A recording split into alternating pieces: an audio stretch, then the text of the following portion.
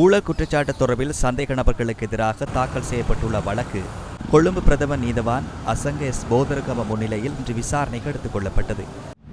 Platina 100 electronic fuel injection தொழில்நுட்பத்துடன் AVP Motor Company Private Limited இடமிருந்து சந்தேக நபர்களுக்கு எதிராக மேல் நீதிமன்றத்தில் குற்றப்பத்திரிகை தாக்கல் செய்யப்பட்டுள்ளதாக லஞ்ச ஊழல் விசாரணை ஆணைக்குழு சார்பில் மன்றில் முன்னிலையாக இருந்த விசாரணை அதிகாரிகள் தெரிவித்திருந்தனர்.